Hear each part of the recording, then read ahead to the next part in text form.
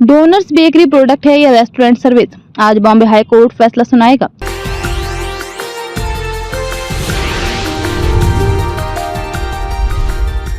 ये भी तय होगा कि इस पर कितनी जीएसटी लगेगा। डोनट्स बेकरी प्रोडक्ट है या नहीं, इसका फैसला आज यानी सोमवार 24 मार्च को बॉम्बे हाई कोर्ट करेगा। इस फैसले से ये तय करना है कि इस पर गुड्स एंड सर्विस टैक्स यानी जीएसटी 5% लगेगा या 18%। अगर डोनट्स बेकरी प्रोडक्ट की कैटेगरी में आया तो इस पर 18% टैक्स लगेगा और यदि रेस्टोरेंट सर्विस की कैटेगरी में आया तो केवल 5% जीएसटी लगेगा। ये मामला Singapore based Mad Over Donuts MOD की parent company Himesh Foods Private Limited की याचिका के बाद आया है, जिसमें directorate general of GST intelligence की ओर से जारी कारण बताओ नोटिस को बॉम्बे हाई कोर्ट में चुनौती दी गई है। एमओडी वकील अभिषेक ए रस्तोगी के अनुसार डोनट्स पर 5% जीएसटी लगाया जाना चाहिए क्योंकि फूड या अन्य एडिबल प्रोडक्ट्स की सप्लाई सेंट्रल जीएसटी के तहत सर्विसेज की कंपोजिट सप्लाई की कैटेगरी में आता है।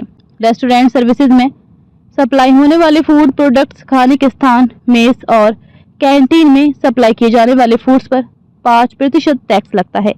इस मामले की शुरुआत 3 अगस्त 2024 को directorate general of goods and service tax intelligence DGGI की ओर से मेड ओवर डोनट्स को भेजे गए एक कारण बताओ नोटिस से होती है। नोटिस में सिंगापुर बेस्ड कंपनी से 100 करोड़ रुपए टैक्स और फाइन भरने को कहा गया।